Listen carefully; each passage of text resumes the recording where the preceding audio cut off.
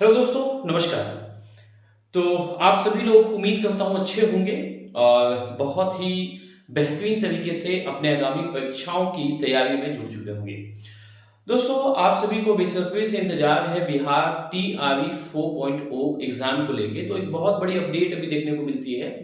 Update कुछ इस प्रकार से है कि बिहार सरकार के माध्यम से एक पोस्टर जारी करके इस बात की सूचना दी गई है कि बीपीएससी की जो आपकी जो परीक्षा होने वाली है, यानी कि टीआरई 4.0 जो परीक्षा होने वाली है, उसकी परीक्षा की जो नोटिफिकेशन है मई में देखने को आपको मिलेगी।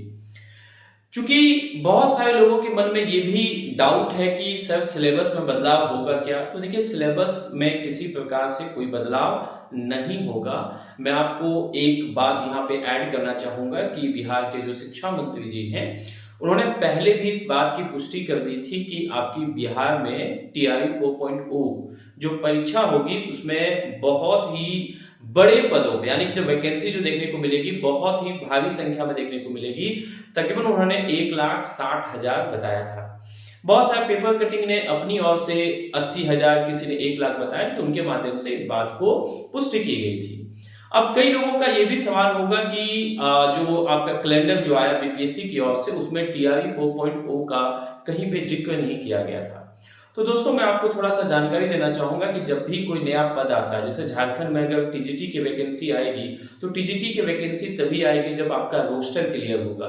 यानी कि जब शिक्षा मंत्रालय के जो अधिकारी हैं, वहां के जो लोग हैं, जब क्या है इस बात की जानकारी देते हैं कि पदों की संख्या कितनी, यानी कि नए कितने पद का सृजन करना है, तभी नई वैकेंसी उस आधार पर निकाली जाती है। तो ये जो सूचना है ना, बिहार शिक्षा मंत्रालय जो उसके माध्यम से बीपीएससी को नहीं दी गई है, इसलिए बीपीएससी ने क्या है टीआरई 4.0 की कहीं जिक्र नहीं किया है।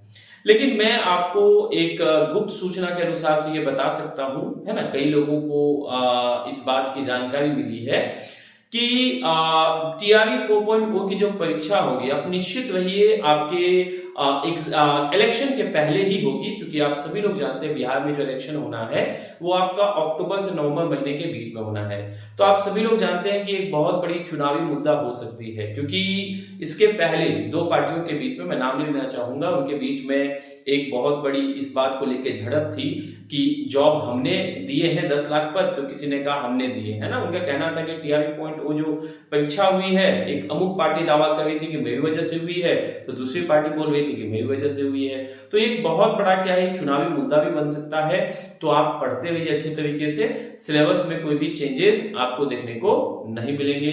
Thank you so much, bye bye, I will catch you all in the next video lecture. Till then take care, सभी को जय हिंद।